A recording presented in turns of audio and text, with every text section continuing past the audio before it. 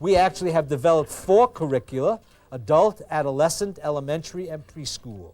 And the skills are basically the same at all 4 levels. The literacy demands differ. Obviously, it gets easier to read as you go down. I happen to have the adolescent skill curriculum here. I'll just put these up briefly. It's 50 skills divided into 6 skill families. There's no implication here that any kid will learn all of the skills.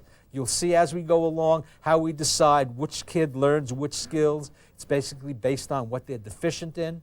The first skill family is beginning social skills, having a conversation, giving a compliment, and others. And these 8 listed skills are 8 separate lessons, eh? Okay.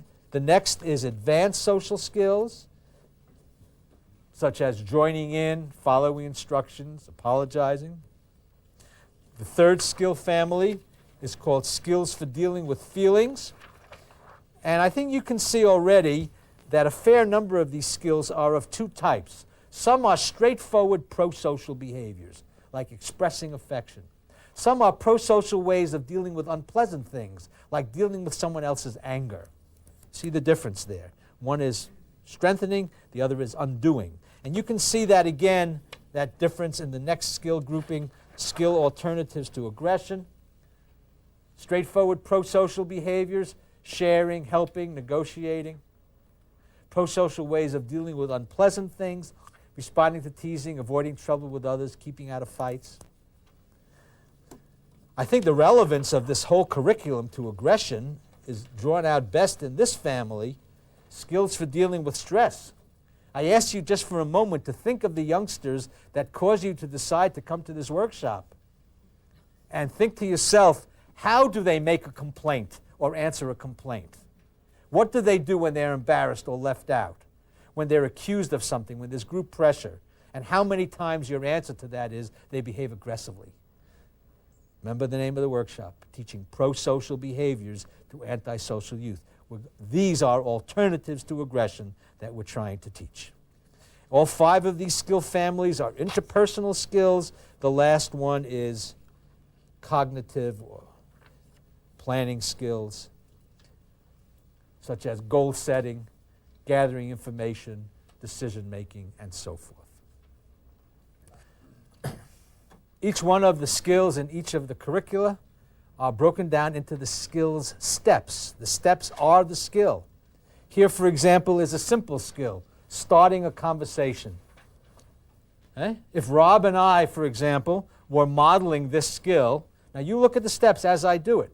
You see the steps are greet the other person, make small talk, decide if the other person is listening, and bring up the main topic. That's one good way of starting a conversation. Not the only way, but one good way.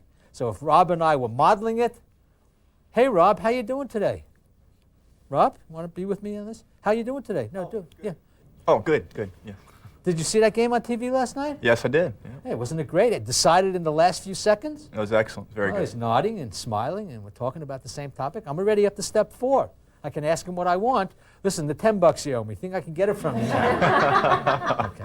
So you see, if Rob and I were demonstrating that skill as a modeling display, we probably wouldn't even have to rehearse it. We just ran right through it. But you look at a skill like negotiating, we'd have to get together in advance and prepare it. Much more complicated, or at least somewhat more complicated. So those you see up there are the steps for negotiating. Here's the steps for dealing with group pressure.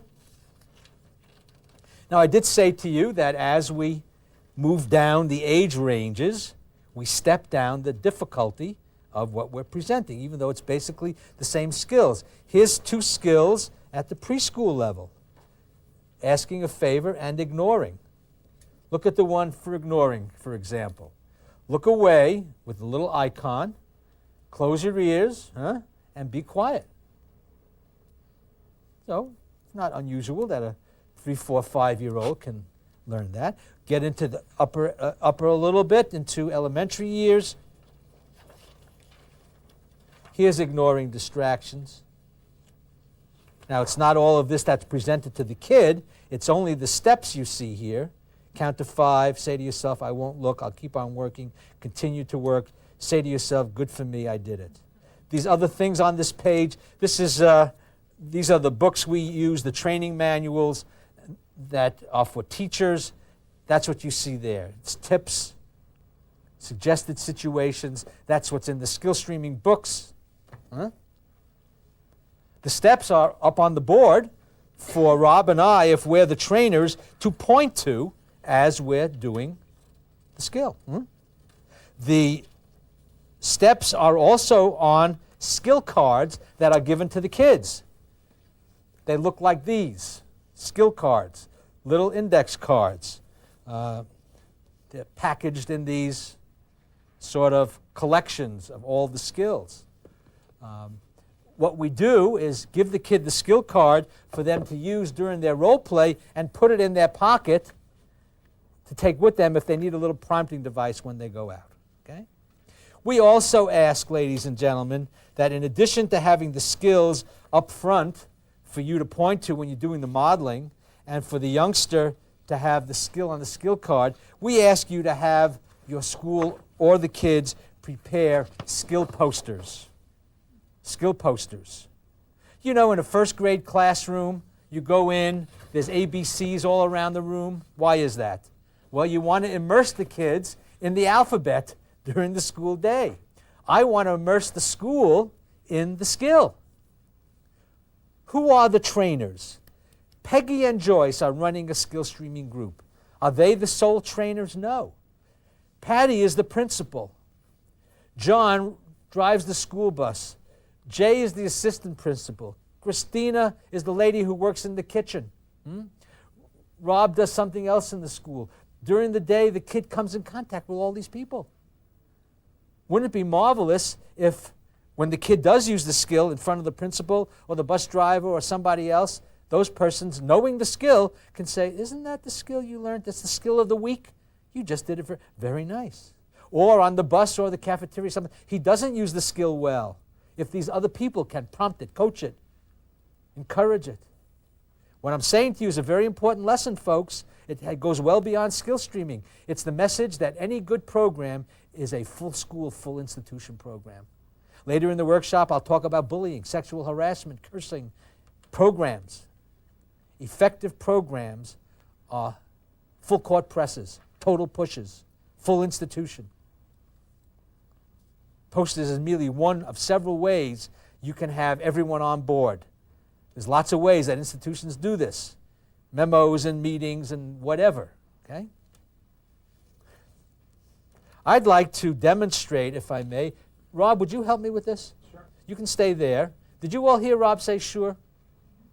I just want you to know that he publicly said sure because he doesn't know which skill it is yet that I'm going to ask him to help me teach. So we all agree Rob is publicly committed because the skill that I happen to be teaching as an illustration skill is expressing affection. Now, I'm going to do all the work, Rob. All you have to do is, at the end, tell me you love me also, okay? Some workshops I get a hug, but, I don't know you that well, so. Okay. Why do you think, though, ladies and gentlemen, you saw that it's a curriculum of 50 skills. Why do you think I picked expressing affection as the one I want to use to demonstrate? Anybody? It's hard, indeed. What else? Anybody? What do you think? Expressing affection. In a lot of families, they don't have an opportunity to learn it, to practice it, indeed. What else? Yes, Maura in the back. I was thinking maybe you chose that, and maybe you chose Rob for that specifically because although it's a difficult skill for many people, it's especially difficult for males and young male youth. I think all of these are good reasons. The main reason I've chosen it is that I believe that we, teachers, social workers, youth care workers, devote too much of our energy, relatively speaking, to getting rid of the bad stuff, and not enough of our energy to promoting strengths, promoting the good stuff. In many ways, this is the whole philosophy underlying skill streaming. So I want to teach a positive skill, and I want to show you how we actually carry out the procedures, the training steps in doing skill streaming. If Rob and I are the trainers and you are the kids, step one is to define the skill. Now, you and I know that the kids of concern here don't sit very well for long lectures. So we're not going to give a long lecture. This is going to be like 30 seconds to make sure we're all on the same page. Okay, kids, here's your skill card. The skill is, as you see, expressing affection. Can any of you tell me, please, any of you kids, what you think expressing affection is? Let's hear it, boys and girls, ladies and gentlemen. Hugging. Hugging is one way to do it, yes. What else? Thank you. Saying something nice to someone. Saying something nice to someone when you About your feel, feelings. when you Not feel positive. right, when you feel positively toward them. Good. What else? Expressing affection. Anyone else? Jay and Donna and Christina, what do you think? Sharing, that could be a way. What are other ways people show affection? We got one, hugging. Another was sharing. Pardon? Make a card for someone.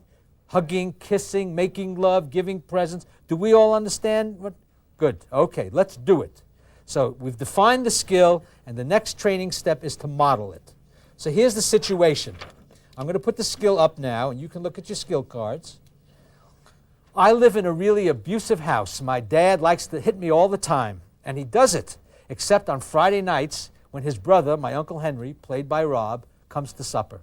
I never get hit on Friday nights, and I know it has to do with his doing. And I've come to not only appreciate Uncle Henry, I've come to love him, and I'm going to tell him.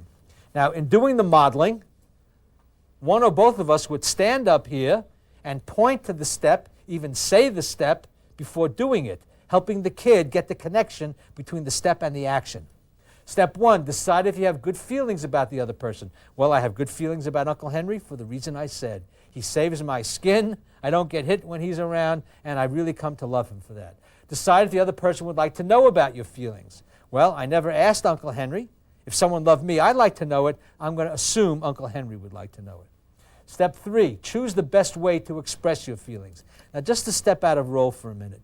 You and I know, ladies and gentlemen, that we often work with very impulsive children who do the first thing they don't think of. They just act. There's an opportunity when you have a skill step that starts with words like choose to not only be modeling the skill, but to model reflectiveness, to model the idea of thinking of alternatives before picking one. So in the modeling, I'm going to do that. And then when we get kids up to do the role playing, we would insist that they come up with 2, 3, 4 different ways of handling the situation before we allow them to pick one. So the step is choose the best way to express your feelings. Sherry, I could buy him a present. Isn't that one way people show affection? Yes. I don't have any money, so that's not going to work. I could make him something and shop. That would be a nice gift, wouldn't it?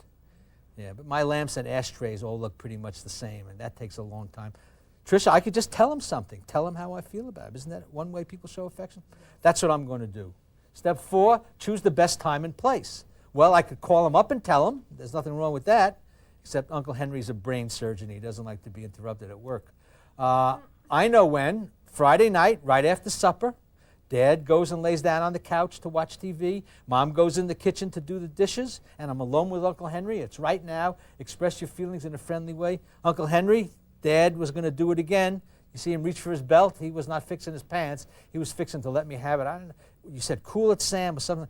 Rob, Uncle Henry, you're a great uncle, and I want you to know I really love you. I love you too. Thanks very much. Okay, that's great. So that's the modeling of the skill. Now it's going to be the kid's turn.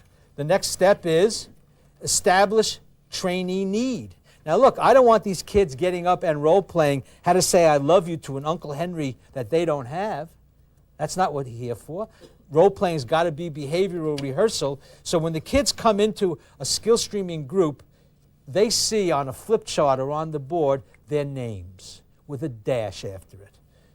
Kim in the back row with a dash. Sherry with a dash. Joyce. And so on for the whole group. Now, even in kindergarten, if you see your name with a dash after it, you know something's got to come after the dash, right? Okay, kids, you've seen Rob and I demonstrate the skill, and you know, I've spoken to each of you individually. We invited you into this group because we know, like many kids in this school, as well as you guys, this is a hard skill to do. So let's practice it. Kim, who is there in your life you'd like to express affection to, but it's hard? And Kim says, oh, I think I'd like to express affection to my mom. Well, why did you pick your mom? Kim says, well, you know, my mom works over at Acme, and Acme's as bad as they say. You stay home from work at Acme, they really stick it to you. And last week, says Kim, I had this strep throat, and Mom stayed home with me all week. She was like a regular Florence Nightingale. What a terrific mom. Okay, fine. She wants to express affection to Mom, and the theme of that little story was that she was sick.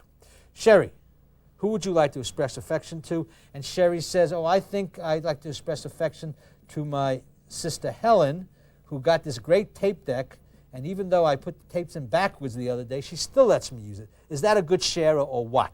Okay. And Joyce, who would you like to express affection to? And she says, Peter. And I say, who is Peter? And she says, well, Peter is a boy in the other 4th grade class, and he's really cute. Now, don't let it go to your head, Peter. Okay. So we go down the list, and I have to tell you, we've been doing skill streaming for decades, and we have stuck by a rule that I'm going to strongly urge you to stick by when you run your groups, and that is everyone must role play every skill, no exceptions ever. I mean, if Amy role plays, and then I turn to Christine and I say, would you get up and role play? And Christine says, no, I'm not going to role play today. And if I were to go then to Mary Ann and say, how about you? Mary Ann's going to say, well, what the hell? What? Christine's not role playing, why should I? And all of a sudden you have a mutiny on your hands.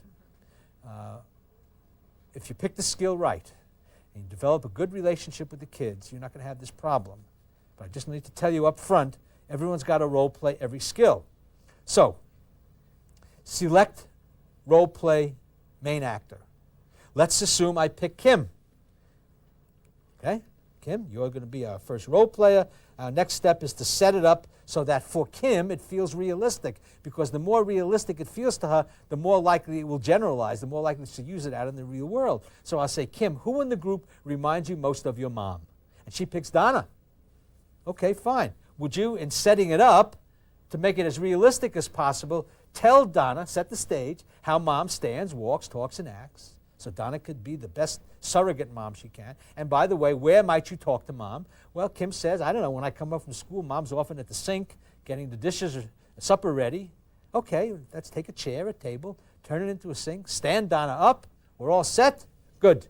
Conduct the role play. With Rob and I guiding her, pointing to the steps of the skill. Kim acts out the same steps I acted out with Rob when he was my Uncle Henry. Now it's time for the feedback, and we give the feedback from everybody. Notice I'm suggesting an order, the co-actor, the trainees, and then the trainers, because if the trainer goes first in giving the feedback, I mean, what if I were to say to Kim, that was really a good role play, and Mara is sitting there thinking, that's a lousy job, you may never hear from her. Better to hear from Mara first, and then the trainers. If it's a good role play, we make it a homework. That's the goal here, to get the person to use the skill in the real world, and then we'll go on to the next person. Now, I want to stress the importance of the homework. Okay?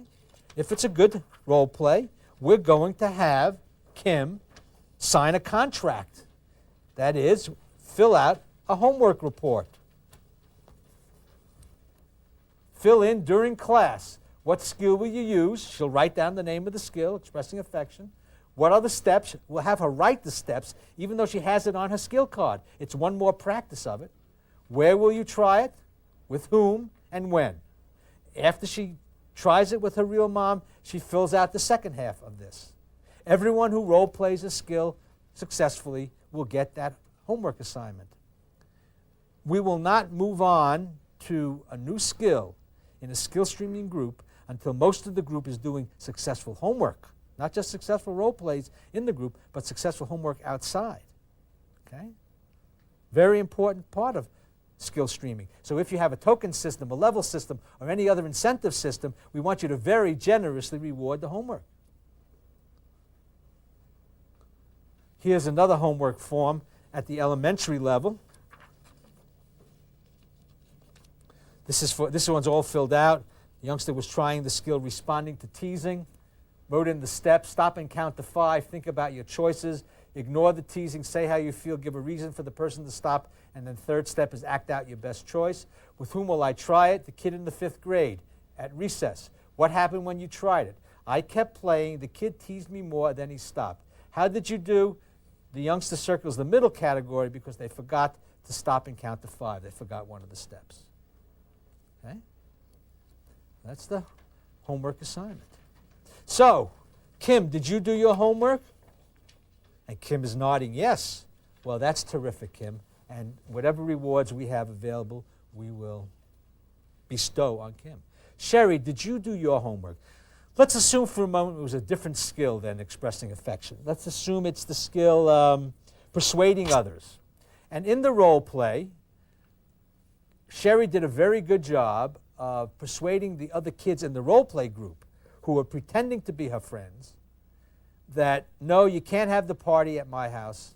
Last time we had the party at my house, some of you guys drank my father's booze and I got in trouble. Let's have it at Barbara's house.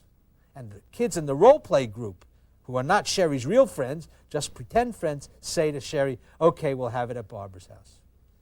Sound like a good homework, right? It worked. We make that Sherry's homework. She goes out and she uses the skill with her real friends. And the real friends say, okay, we'll have it at Barbara's house, but because you're such a lousy sharer, you're not invited. Her anxiety level goes up. She says, okay, you can have it at my house. She gets back in trouble. I'm trying to draw the distinction, ladies and gentlemen, between skill competence and skill performance, between learning the skill and doing it where it counts. She learned the skill, but she couldn't do it where it counted. We're going to have to recycle that homework, give her another opportunity to try out the skill. We want to maximize the likelihood of successful homeworks. I will draw this distinction between learning it and performing it again in a little while. Joyce, did you do your homework? Yes.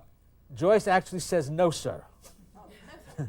Because Joyce says, look, didn't you, Goldstein, say at the beginning of the first skill streaming group that this was going to be a confidential group?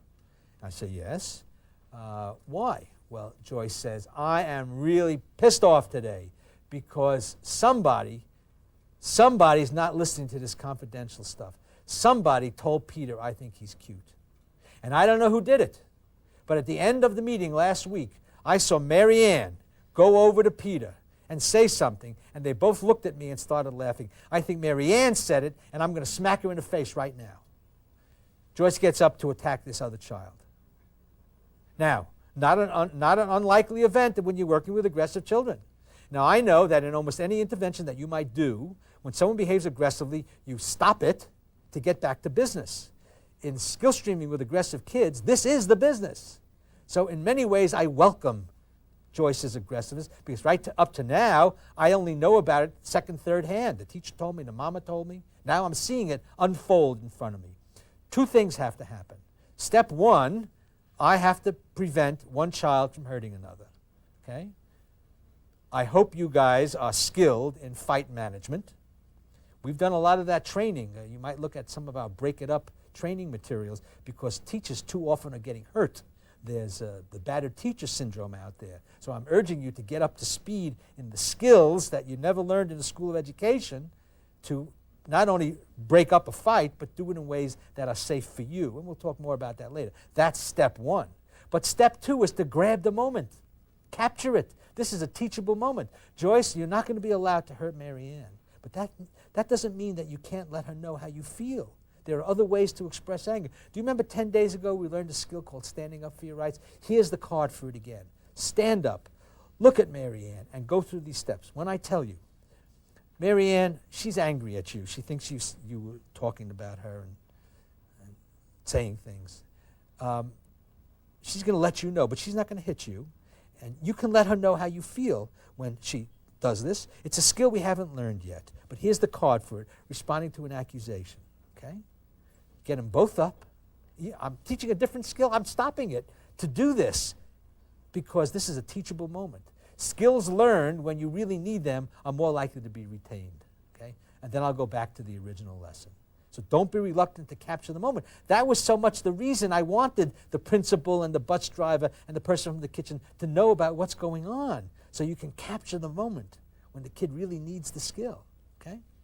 So we go on with the homework. There's yet one other form I've sometimes used. It's called a parent-staff skill rating form. I've used this a little differently. I know that you came to this workshop today, ladies and gentlemen, because you're concerned about aggressive kids. Let me just take a little diversion for 5 seconds and point out there's another whole type of child in our classrooms and agencies that needs skill training, and we don't pay much attention to them. It's the shy kid, immature, developmentally delayed, okay? I sometimes use this particular type of form for that. Here's in the back Stephanie, who's a shy kid, okay? I say, Stephanie, we're going to learn the skill starting a conversation. Please write the steps in. She writes the steps, okay?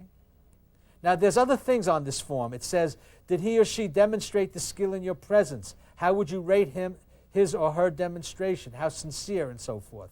What I do with Stephanie, I say, Stephanie, do you know Mr. Jones? Here's Mr. Jones here, Jay. Mr. Jones is a teacher. He's in room 17. Would you take this form down to Mr. Jones's office and, following those starting a conversation steps, ask Mr. Jones if he could join us for the meeting at 3 o'clock today in the teacher lounge?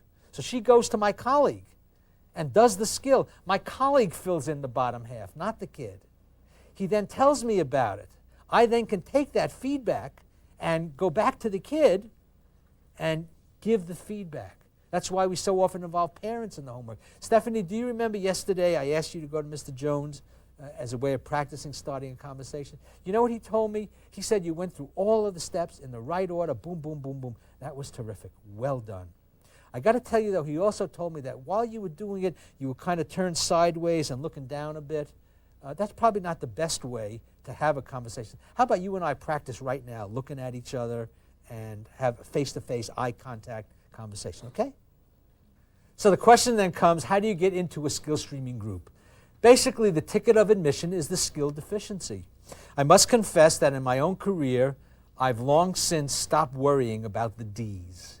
BD, LD, ADD, JD. We find we can group quite heterogeneously in terms of official school or agency labels or diagnoses. My main concern is the youngster deficient in the skill? Okay? And how do we assess that? Well, in the skills training movement, people use simulations, games, role plays, interviews. We rely basically on 2 types of assessment devices or approaches. The first is behavioral observation. You're the youth care worker or teacher. You see the kid. You know what he can do and not do. That's golden information. You see him across different situations. The second thing we use is skill checklists. We have one for the teacher. All it really is a listing of the 50 skills with their definitions, and the teacher or other staff member circles whether the youngster almost never uses the skill, seldom, sometimes, often, or almost always. So that's the teacher or staff member version of the skill. There's a similar skill checklist that we ask the parents to fill in. And we very much want one from the youngster himself or herself. Now, you and I know that the kids that come to skill streaming very often are the world's greatest externalizers. Ain't nothing their fault. Teacher checks the kid needs 30 skills.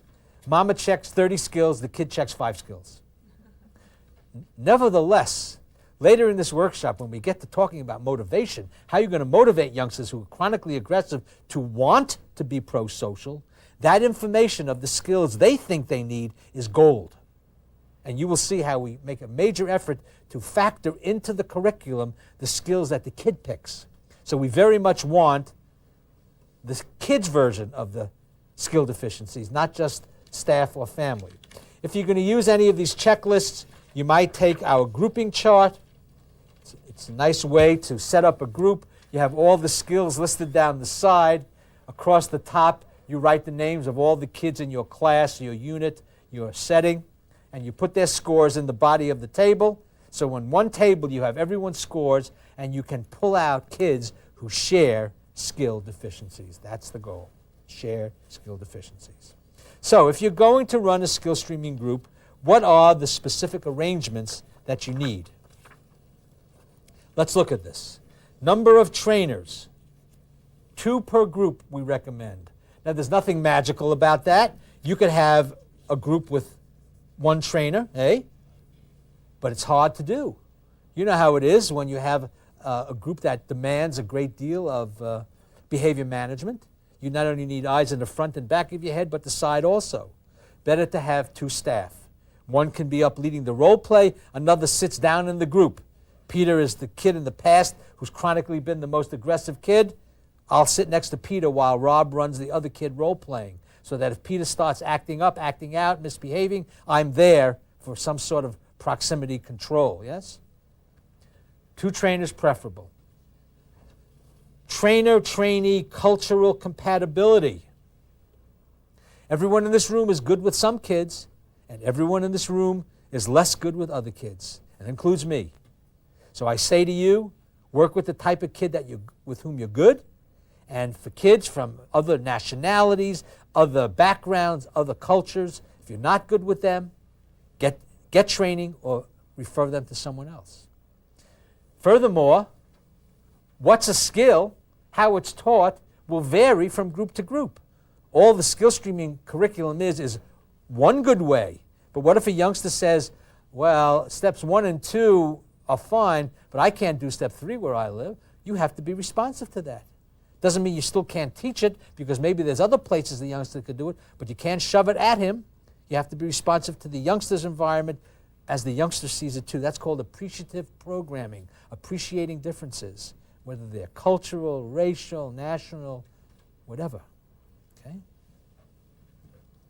Number of trainees, 6 to 8 makes a nice group in the sense that that's about as many can role play in a given class period. But again, there's nothing fixed here, nothing written in concrete.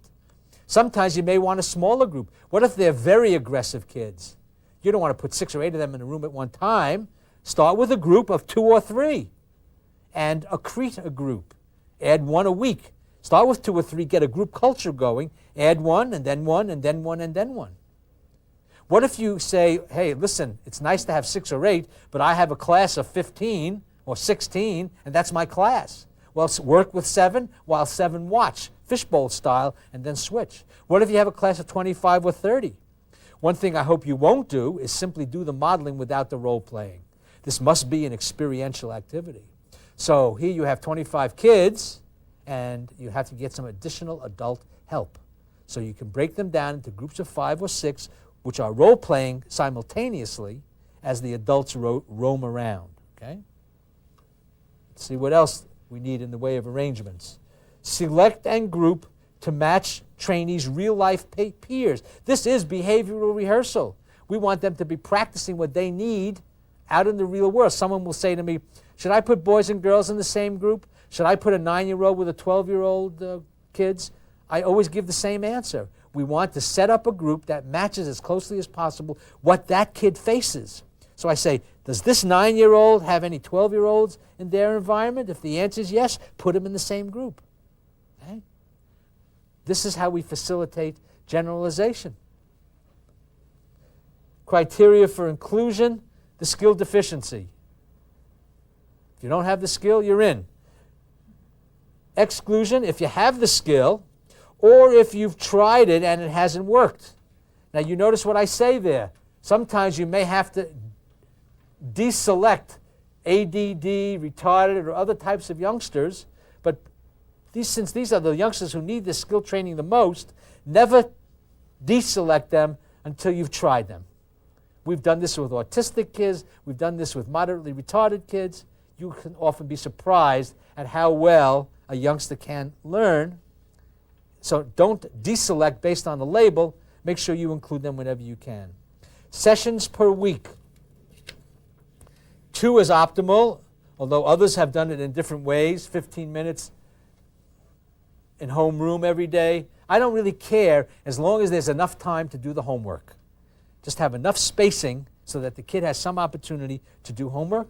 Materials needed. I've shown you the skill cards. I urge you to have the skill posters made by the kids. It's not an expensive procedure in terms of materials. Probably need to get one of the skills training books we've done so you can get all the details. But it is expensive in the terms of teacher time, and we'll talk about that. You have to pick approaches that you really have some basis to think are going to work. We'll talk about basing your decisions on research or anecdote. Happily, this has a strong research foundation to it. Where in the curriculum might this go? Well, it's in a great many places around the country. Some of them are the academic part of the school day, social studies, English, phys ed, life skills. Lots of times it's in the non-academic part of the day, homeroom, resource room, in-school suspension, after-school detention. I think of all of them, in some ways my favorite is in-school suspension. I'll put this overhead back in a moment, but you might want to just look at this one on effective in-school suspension. You know in-school suspension, the place kids are put so they can look at the ceiling and figure out how to get back in in-school suspension the next day. Okay? Rather than that, I'd like it to be a training experience. So a good in-school suspension program, first of all, involves the parents and skilled proctors, the skills training, the academic work, a punishment, a nonviolent punishment of no participation in extracurricular activities, and involvement with the parents before the kid comes back in. So that's one prime source for skill streaming. And finally, with regard to arrangements, track effectiveness and, if effective, diffuse. Well, what do I say about track effectiveness? Why would you do a program like this?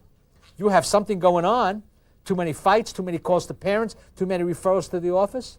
You know, ladies and gentlemen, it's been estimated that there's between 215 and 300 different approaches to school violence currently being used in the United States. And we don't have any idea whether or not most of them are effective. Is this a way to do business based on anecdote and impression, feel good, look good, sound good? Your time and energy and finances is much too valuable. You need to base it on not only research that others have done on skill streaming or any intervention, but your own research.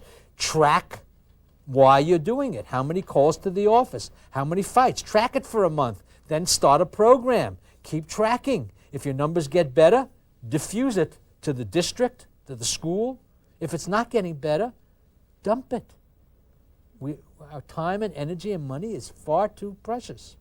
So these are the skill streaming arrangements, and I would like you to, based on what I've said and what you imagine would be involved if you started such a program, as I hope some of you will anyhow in your own schools and agencies, I'd like to respond to any questions you have about anything we've covered or you might face regarding skill streaming.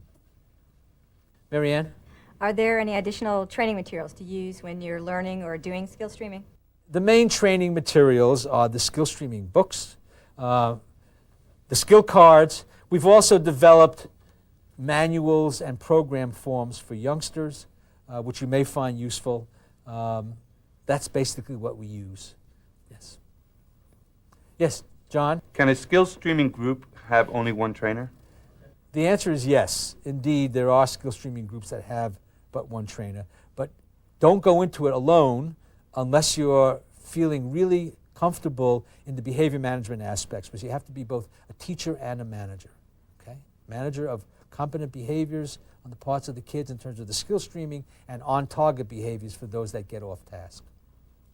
Yes, in the back, Maura? My first question would be, when you're developing your groups, Yes. I realize that you go through the period of assessing the children and looking at each individual child's deficits. Do you suggest in the skill streaming program to have a group comprised of children with only the same deficit, or do you like to mix complementary deficits so that they can maximize? Sometimes interaction. people will include in their groups youngsters who have the skill already.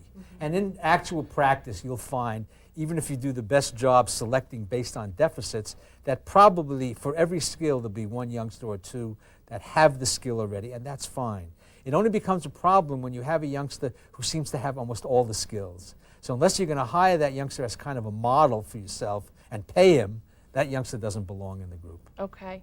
And then my second question was, you mentioned that before you move on to the next skill within the group, you wait till most of the children are performing at the optimum level that you want. Right. Is there a specific level of mastery defined within the skill streaming, or is it just based on the checklist of the parent and the staff? The mastery really has to do with the feedback you're getting from parents and from staff and the youngster, and you'll have to make kind of a practical or clinical judgment of that. But let's be clear what happens here. If you 6 are the group and 4 or 5 of you seem to be doing successful homework, I will move on to the next skill. Let's say Rob and Christina are not quite up to par yet. They have to keep doing homework on the first skill, even though they're also going to be doing homework on the new skill. And well into a group, you will find that everyone's doing homework on the new skill and 1 or more old skills. We don't take class time on those homework report 2 forms, write a little note on it and give it back. Practice, practice, practice. Rob? Would it be effective to demonstrate an inappropriate way Inappropriate? to handle a skill Yeah. before you show them an appropriate way? There certainly are people in this array of folks who do skill streaming who do that. They show the kid the wrong way and then the right way for the contrast purposes. I have shied away from that after having a couple, 3 experiences where we showed the wrong way, and we showed the right way, and then X weeks or months later, the kid's doing it the wrong way, and when you say something, the kid says, but you showed us that. They forget that. So I think they know the wrong way already. That's why they're in the group. We're trying to teach the alternative. Yes, Tricia. Okay, what is the youngest age group in which this skill streaming method can be used? You know, someone many years ago, my dear colleague Ellen McGinnis, it turned out to be, said in a skill streaming audience where I said you can't use it at middle elementary age, she said, well, we've been doing it for a year now that way. And I said, well, we ought to start working together, which we wound up doing. I have found now that we can do this down to age 3. And I have to confess that in some ways, not only is it the younger the better in terms of using this for preventive purposes, not just rehabilitative purposes, but the younger the age level, I don't know if we have any preschool teachers or kindergarten teachers here, the easier. They can be playful, you can do all the games. I see, Louise, you're nodding, puppets, games, and so on, as some very nice ways of teaching skills. The skills will, be a little more rudimentary, sharing and turn-taking and all those basic things that, unfortunately, too many of our adolescent trainees haven't yet learned. So we get down to age 3 or 4 now, yes. Yes, Sherry. Do you recommend the use of video during the sessions? There are some teachers in schools that, in order to avoid having to remake the modeling each time, will videotape their modeling of the skills and over 3-4 months sort of build a library of modeling displays. And while that's okay, that's also something I've shied away from, because when the modeling is live by the teachers or the trainers, it's more stimulating, more disinhibiting, more involving for the kids. So we have not used video for the modeling, but we do use the video for the role playing by the kids whenever we can. In fact, if you have equipment and you trust the kids, as I hope you do, let the kids run the equipment. The advantage of that, if you were the kid role playing skill X, Sherry, and we had a video as part of the feedback, we could not only talk to you about it, but we could point to things, including nonverbal behaviors that often get missed if you don't have that. So we recommend the use of video for the role playing, but not for the modeling. Yes, Kim in the back. Skill streaming is obviously a teacher-intensive process. If you're short on staff, is it appropriate to bring in parents or volunteers as co-facilitators? The answer is absolutely yes, and we've done that. The credential, even though it's a teaching approach, the credential of the individual seems a lot less relevant than kind of the individual's given skills. So we've used all manner of school personnel as well as volunteer personnel, and I would strongly recommend you feel free to do that, very definitely. Okay, I thank you for those questions.